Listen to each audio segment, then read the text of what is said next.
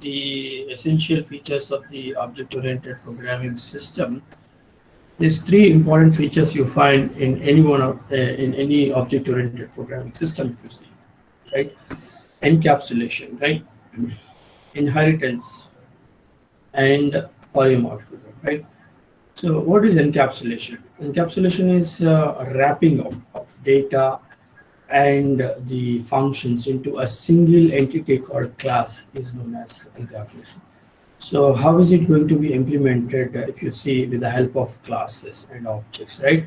So this concept you can implement it with the help of classes and objects, right? And inheritance, inheriting the base class at a derived class.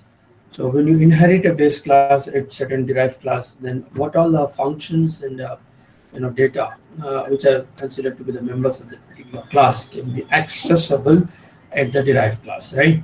So like how a child will inherit the property of his parent, right? But at the same time, he also will be having his own property, right? So owning his own property, he can own his parents' property. Similar kind of approach is brought in programming language with the help of inheritance concept, right?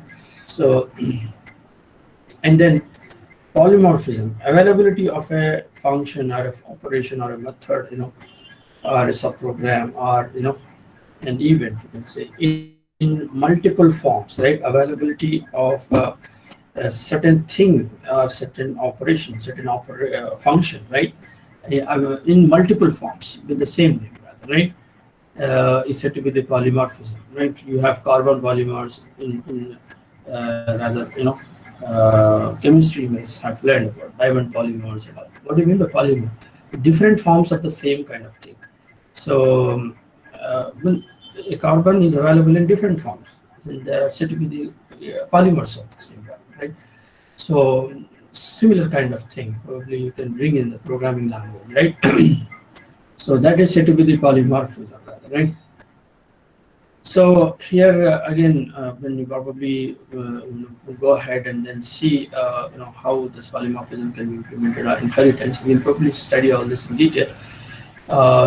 Inheritance, if you see, can be implemented at a single level, or it can be implemented at a multi-level, right?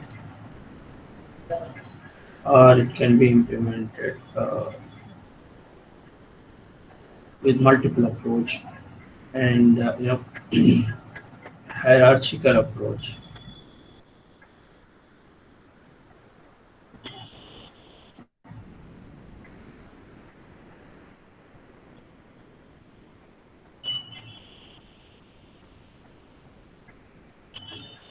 And then hybrid approach, right? We will of course look at all these different kind of inheritances. There are different languages who exhibits different kind of inheritances. Like if you probably must have learned C++, where your C++ is exhibiting all these five kind of inheritances, rather, right? But when you go to Java, that can exhibit only singular multi-level, but with the help of interfaces, it can simulate the multiple as well, rather, right? Right. So it varies from programming language to programming language, that we probably discussed the same. And if you come to polymorphism, again, the polymorphism can be implemented, at compile time, or you can implement it at the runtime, right? You have compile time polymorphism, or you have runtime polymorphism, right?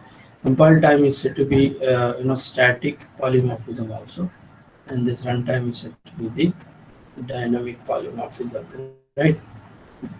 So a compile time in the sense when the identification of the function is done at the compile time itself, right?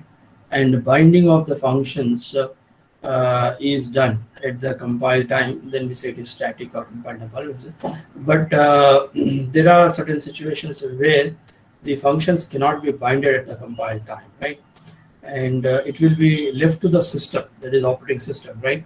So that will take care of binding it at the runtime, right? So if the functions are being binded at the runtime, we say it is dynamic or runtime polymorphism. Basically, as I told you, the polymorphism is the availability of a function in multiple forms. When the same name you have multiple times defined with different kind of code, and you are calling it, when you call the function, we have discussed in subprogram that you call the subprogram by its name. So when you are calling it with its name, and you're calling the same at some other point of time and at some other point of time, but you want different kind of definitions to be implemented at different point of time, but that how it is going to be rather, explained to the system, and then though you have the multiple definitions of the same defined, you know, but they have to be invoked at a different instance of time depending on your requirement, is only can happen by being binded to that respective definition. So the binding of the functions to the respective definitions is going to be done by the system. Fine. If it is done during the before the execution, that is during the compile time, the compiler is taking care of binding the call with that respective definition, then we say it is a static polymorphism. But compiler also cannot be able to bind in certain situations, then it will leave it to the operating system. So operating system will bind that respective functions to the respective definition which you are rather looking for. Fine. Such kind of bindings are said to be the runtime. Such kind of polymorphisms are said to be the runtime polymorphisms, right? So in C++, in order to implement the compile time polymorphism, we have function overloading. We have seen this right before class, and you have operator overloading. I have shown you both of these examples before, right? So in C++, you have both these options in order to exhibit the compile time polymorphism. Both of these concepts, function overloading and operator overloading concepts, are trying to exhibit what the polymorphism. What type of polymorphism? It is compile time, because when you have the multiple functions defined and you're calling it at the different time and looking forward for their respective definitions to be binded, which is to be done at the compile time. I'm saying it is a compile time polymorphism. At the same time, operator overloading also we have seen in C++. Like the operators which are basically being made to be performed on built-in time, but you are making them to get performed on the user-defined and in a very similar fashion that of how they can be performed on the built-in type by having certain operator functions being overloaded in the respective classes and all. With an example we have seen. Fine. This also can be rather identified and binded at the compile time. So we say it's compile time polymorphism. But then there are certain situations wherein the binding of the functions cannot be done by the compiler. Then it will leave it to the system, and the system will take care of doing the same thing. So that polymorphism is said to be the runtime polymorphism. So runtime polymorphism, being executed in C++ with the help of virtual function concept, right? Virtual function concept. You have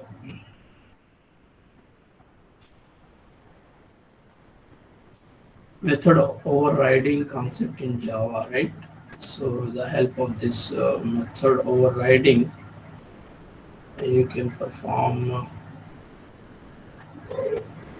the what do you call runtime polymorphism. Similarly, you have protocol concept in Ada and Smalltalk, other programming object-oriented programming languages. So with the help of which you can probably see the runtime polymorphism being ensured there. Fine. So these are the basic features. So if any programming language is exhibiting these features, encapsulation, inheritance, and polymorphism, then you say they are the object-oriented programming languages. Fine. So here, in order to implement this encapsulation, inheritance, and polymorphism, you need some supporting things, supporting programming constructs. They are nothing but the classes and objects, right?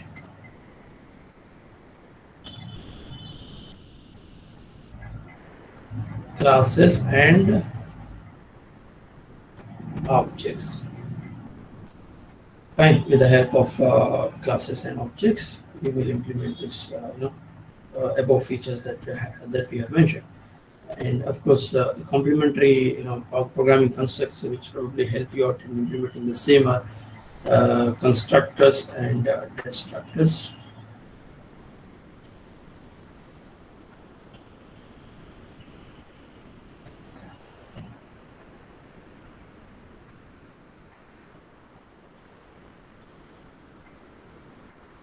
Right.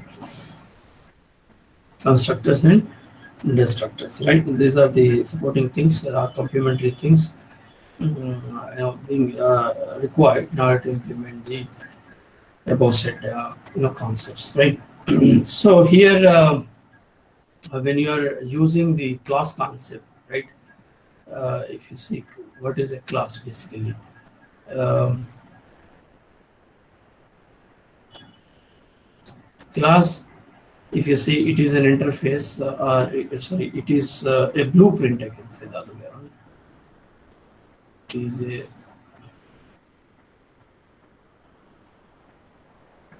blueprint of an object.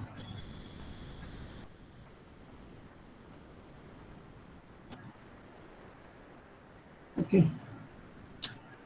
Uh, or you can say it is a collection of,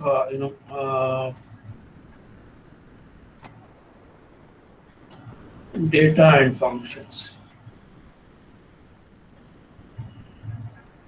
Okay. Um, it is an abstract data type also, you can say, because it will have only the specifications of function, but the implementation can define it afterwards as well, right? So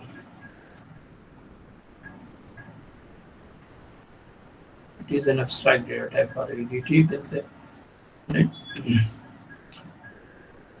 And then what is an object when you say, right? Object is an instance of a class, you can say, right? It is an instance of a class.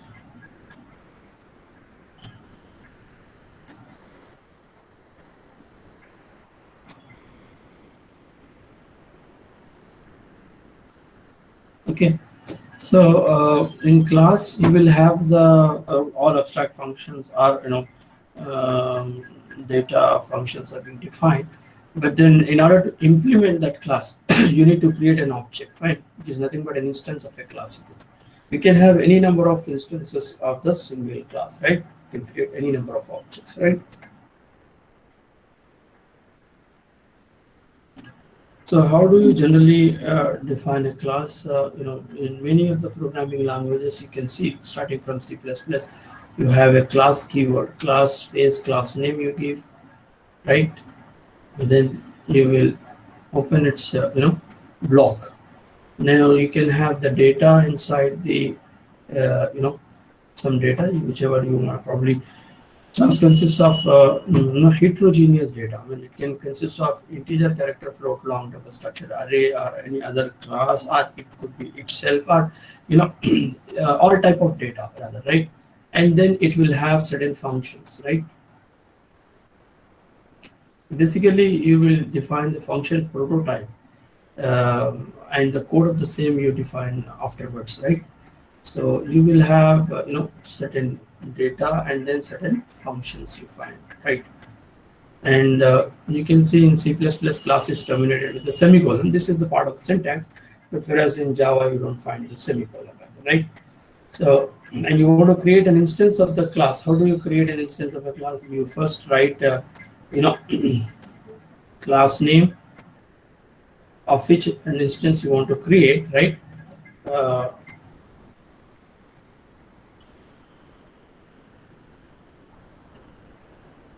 then you write the object name, right? Body, semicolon, class name space, object name. For example, you have defined the class as a student class, then you write the class name, student, in space object name, where it says S is an object, fine. So then what happens with the help of this S, you can access all its members. this data and members, this data and functions both are said to be the members of the class, right? Members of the class. How do you access the members of the class? With the help of dot operator, right? Dot is a membership operator.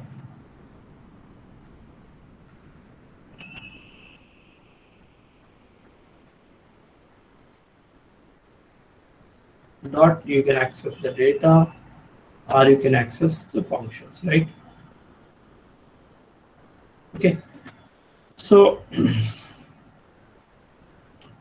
then the complementary things, as I said, constructors and all. Basically, when you create an object, the data of the class has to be initialized with certain, initial value, which can be done with the help of the constructors, right? Because the constructor is going to be automatically called, right? It is implicitly called.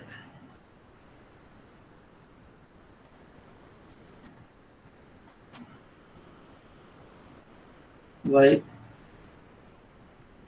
the system itself, right? It is implicitly called at the time of instantiation. What do you mean by instantiation? When you create an object, creating an instance is called instantiation, creating an object, right? So, so what constructor basically does, it initializes, right? It initializes the data members.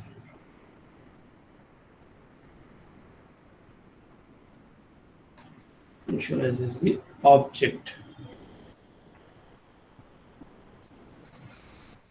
I can say simply, right? It initializes object, right? So, because to start with, you need to have some initial values. So, that's the reason why if you have a constructor that will give some initial values to the object, and then you can start, implementing the object.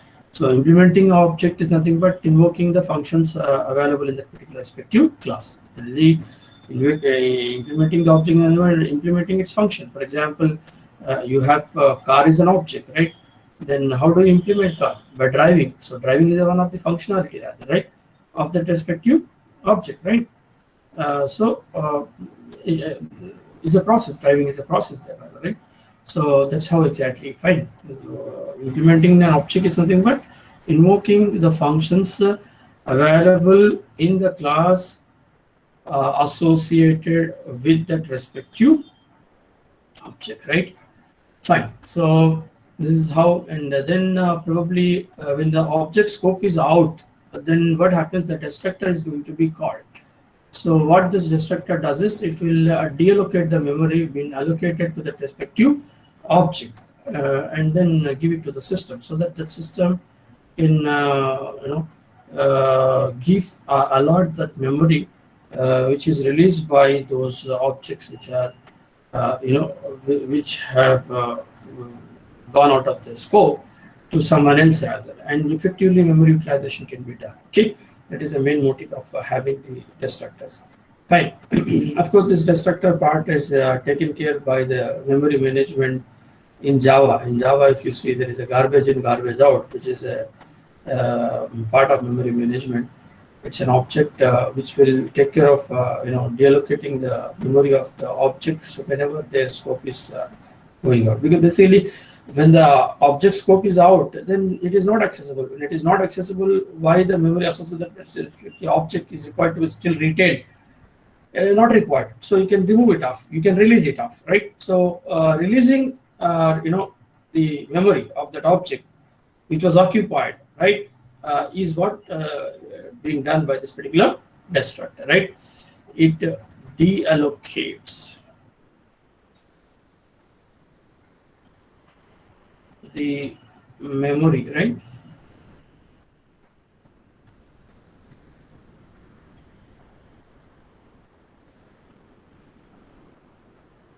of an object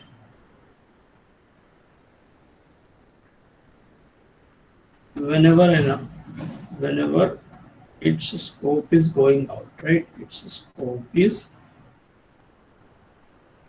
going out. So these destructors are also implicitly called. they need not to be called, right? Like how you call the function with the help of you know with its name, right? With the help of membership operator called dot. But constructors and destructors are not required to be called. They are implicitly called. Constructors are implicitly called during instantiation, and destructors are implicitly called whenever the object scope is going out, right? It is implicitly called.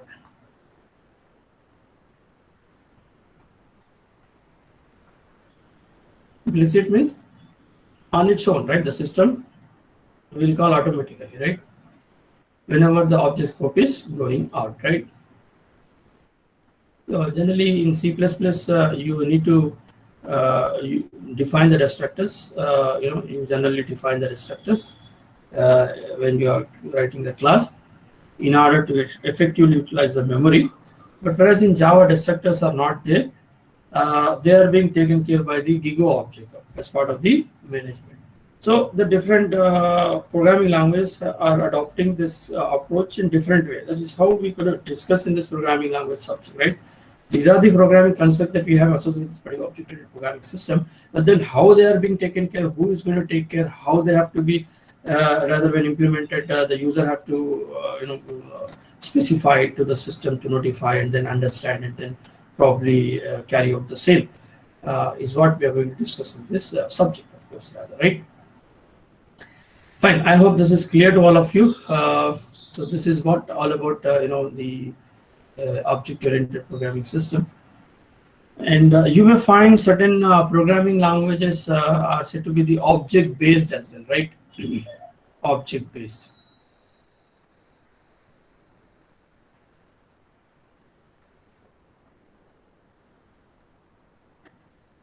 Like for example, Visual Basic, right? Is an object-based, right? So it is having classes and objects, right? But then it doesn't support inheritance and polymorphism, right?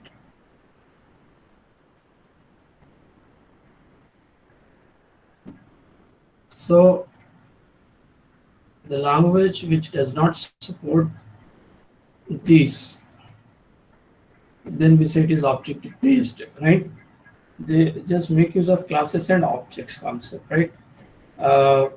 And eventually all such advantages that you have associated with class objects like data abstraction, data hiding, data encapsulation, all you will get it rather, right?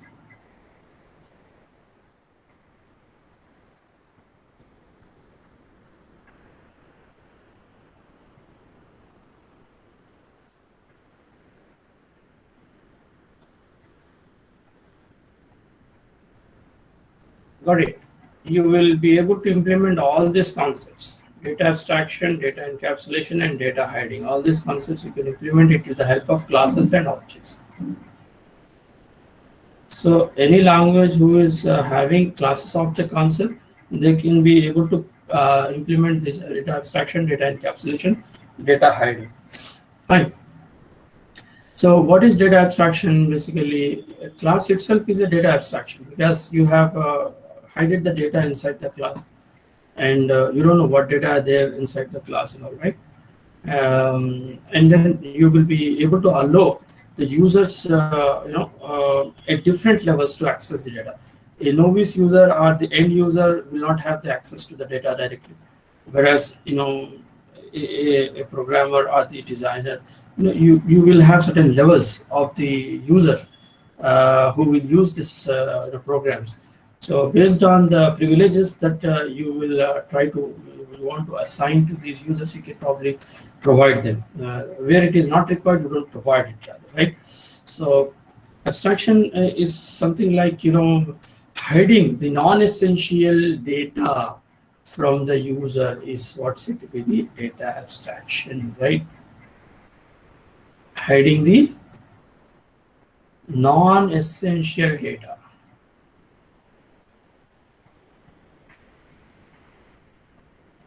Okay, not required. User, let us say a user does not require the data. Why do you want to show him? It's better to hide, right? So that is how it is the data abstraction is, and data abstraction being implemented even C programming language also. Fine, but data abstraction here we are able to implement at a higher level. Like for example, when you talk about float data, fine. How do you represent the floating point number, right? You have some number like 27.895 like this. But then actually, this number is going to be represented in two parts. We call it as mantissa and exponent, rather, right? Fine. This is said to be the mantissa, and this is said to be the exponent. This is anyway the decimal number. Similarly, the binary number as well. Fine. So here what happens is how much memory been reserved for the mantissa and how much memory has been reserved for the exponent is not required to be known to the user, which is being hidden from the user, right? You can see many of the machines, Intel machine or AMD machines or IBM machines. The manufacturer of the same, they will not reveal this concept, right? Like we generally say that, for example, if you're talking about C programming language, in C for float, 4 bytes are required, you say, right? But then out of this 4 bytes equivalent to how many? 8 4s are 32, right? 32 bits. But out of this 32 bits, how many are reserved for mantissa, how many are for exponent, is being hidden from the user. This is said to be floating abstraction, right? So abstraction was there before also in other programming language, but then here we are trying to provide it a higher level with the help of the classes and objects, where the class is wrapped up with different type of data, which is not being revealed to the user and being hidden from the normal user, right? So it will be the data abstraction. So data abstraction concept we can be able to implement it with the help of class and object, rather, right? Then encapsulation. I have already defined the encapsulation concept. This is the important feature of the object-oriented programming system, right? A language who does not support encapsulation, I can't say is an object-oriented, rather, right? So encapsulation is nothing but wrapping up or covering the data members and function members into a single entity called class, right? And that is possible with the help of, again, classes itself, right? So let's say, yeah, please turn off your audio. Data encapsulation is something like wrapping up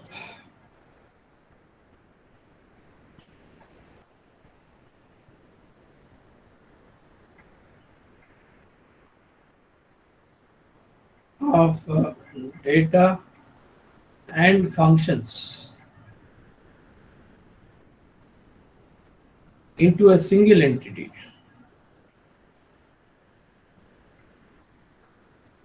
And this is possible with the help of classes. And data hiding, right? Hiding the data from the user by declaring it under the private access specifier mode. Generally, you will have some access specifiers, right, with the help of which you are restricting the user from accessing the data. As I said, all data is not required to be rather visible to all the users. Some data are required to be visible to some users, and some data is required to be prevented from some users, rather, right?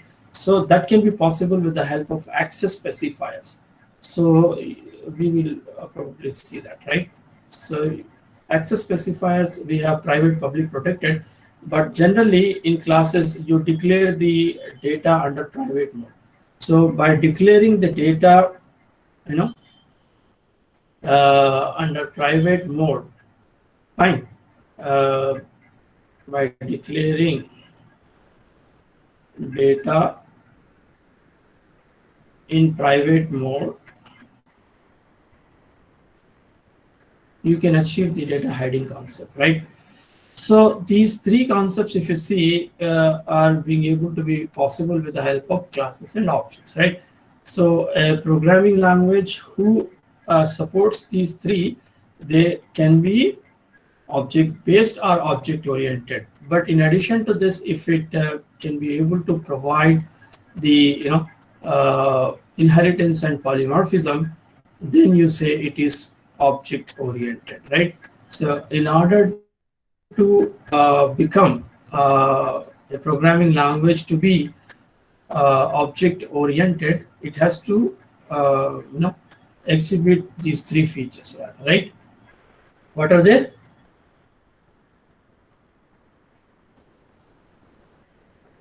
Encapsulation, inheritance, and polymorphism, right?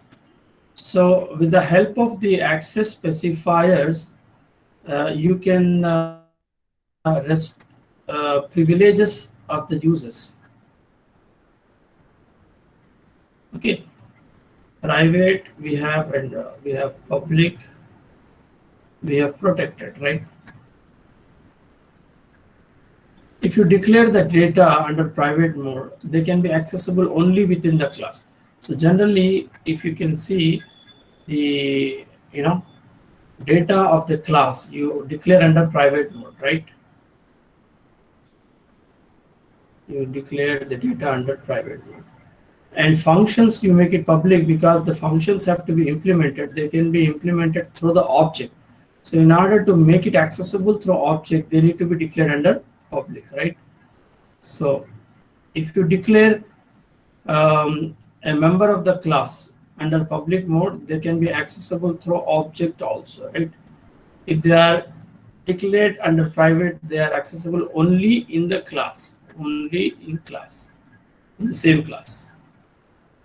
But then if you have inheritance, let us say the class is inherited some other class, and when the class is inherited other class, then the members of this parent class can be accessible at the derived class. Fine, a child class. So in order to make the data of the parent class to be accessible at the child class, we declare protected. Fine. So protected will allow you to access it derived classes as well, right? You can access it through derived classes also, the protected data, right? So these are the three different access spaces generally you see across different programming languages, right? I hope this is clear to all of you. I have given you the gist of object-oriented programming system. Then now we will probably discuss the same with respect to different programming languages. Okay. I hope already you have understood, and then you know a bit about the same since you have already learned C++ and Java. Both are object-oriented programming languages. Okay. Discuss the object-oriented programming system and try to understand the different features of the object-oriented programming system that are being implemented across different programming languages. While implementing the features of these object-oriented programming languages, what are the design issues that you may encounter with, and how these issues are being addressed by different programming languages, and and how effective these programming languages are making use of this object-oriented programming system in order to bring the real-time problems very much closer to the system, and then eventually allowing the users to implement or execute the real-world problems, right?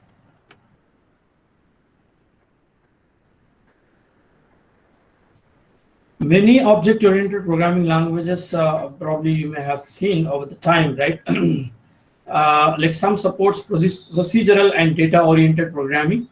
For example, Ada and C++. Because in C++, if you see, you will have functions and as well the objects. You will have both the things rather, right? So it is still a procedure-oriented and data-oriented, right? Data-oriented approach is possible with the help of classes, right? Procedure-oriented is possible with the help of functions. But you can see C++, it supports both. It supports procedural-oriented approach and as well the data-oriented approach, because in C++, there will be a main function you see, right? So without main function, you can't say it is a C++ program at all. And main is not a class, is a function rather, right? So what main function does, how does it going to be implemented? What is its approach? It is a function-oriented approach. It is a procedure-oriented approach, right? But at the same time, C++ will allow you to have the classes in addition to main. So what are the classes that you write before main, they wanted to be implemented, you will be invoking it only in the main. So you can see the classes that you have written before the main function, they are being implemented with what approach? The data-oriented approach. It means it is a combination of both. So Ada and C++, if you can see, they implement both the approaches. Of course, they will allow you to have the procedure-oriented approach and as well the data-oriented. You can only have the functions in C++ as a C++ program, or you can have classes also. But then in addition to classes, there must be a main function without which you can't implement all the classes that you have defined before. It means it's a mix of both rather, right? You can have only the procedure-oriented approach also, or you can have the combination of both rather, right? Some supports functional program like clause, and newer languages do not support other paradigms but use their imperative structures, like for example Java and C hash. So they support different kind of paradigm. You can see Java or C hash, they will have only the classes, they will have only the objects, right? You don't find any function, right, in Java. Or so you can say Java and C hash, they are more towards the data oriented approach. And there are some languages who are more pure object oriented programming system, like for example Smalltalk. In Smalltalk, what happens, you find only the class, only the objects. You find only the classes and objects, right? You don't have functions at all. Fine. Abstract data types. If you see, we have discussed abstract data type and how the abstract data types can be implemented. Basically, a structure or a programming construct whose structure is not clearly defined or it is not concrete, then it is said to be an abstract data type. For example, even a function is an abstract data type, you can say, right? But class is at a higher level rather, right? Because in class, you can see you will have data and functions all together combined in a single entity. They are being hidden. The data which you have inside and they are rather declared under private also. They will be accessed only within the class. They are hidden also. And they will not be allowed to be rather accessed to the user and all. Fine. And the functions, if you see the functions inside the class, you do not have what kind of implementation does it exactly take along with, but then it just have the specification. So simple definition of a class is said to be an ADT rather, right? Like for example, stack ADT, Q ADT you have written. So for example, if you take the stack, you have certain data members. If you do not declare the specifier, it is by default private only. So generally, you declare the data under the private mode. Int, let us say top, and you have an array of max size. Okay. Let us say, and then you have certain functions. Functions you will declare under public mode, right? So public colon. Then you can have, let us say, void push function. You have, let us say, pop function. So let us say this is your stack class. This is said to be stack ADT, right? Abstract data type, because it is not having the complete implementation of the same, right? You are just specifying that what this class consists of. Stack class consists of an array of max elements, and it's having a variable called top. And then you have two functions, push and then pop. That's it, right? Push is used to insert an element over the stack. Pop is used to delete an element from the stack. But you do not have the implementation. How does it going to be taken care is not being specified, right? Here also, you're not specifying how it is going to be implemented, rather, right? So this is said to be what? Function prototype. The method signature also you call it as in Java. Function prototype. Function prototype consists of only the return type function name argument. That's if you have any. Right, declared under public mode, right? So just specifying the functions, not specifying its implementation, right? So this is said to be abstract data type, right? So generally, you define the classes in terms of ADTs, and then the implementation of the same you do it afterwards. So you are allowing the user that he can be able to implement as per his requirement, right? At a later stage, that kind of provision you are allowing with the help of this ADT, abstract data type concept, right? Fine. And this abstract data type concept is exhibiting what? Encapsulation, right?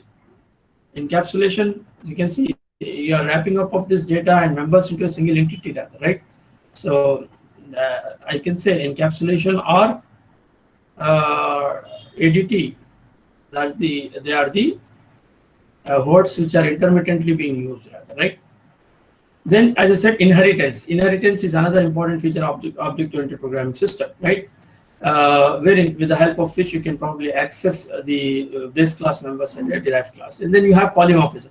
So these three features, a language when exhibits, you say it is an object-oriented programming language. Okay, so that I have discussed earlier before. And just taking the glance of these slides one after the other. What is inheritance? It increases the productivity, right? I mean, the ones declared before can be reused again. See, reusability concept you are being able to implement with the help of functions also in C language, right? In C language, you have functions concept. What that particular function concept is trying to implement you for, it is implementing the reusability concept. It is one of the important programming construct, of course, right? Once declared, once defined, coded, tested, debug can be reused. So the advantage of functions in C you must have seen before itself, right? In the previous unit we have discussed, right? Once defined subprogram of function, the same memory can be utilized every time when it is being called, and that code need not to be written every time.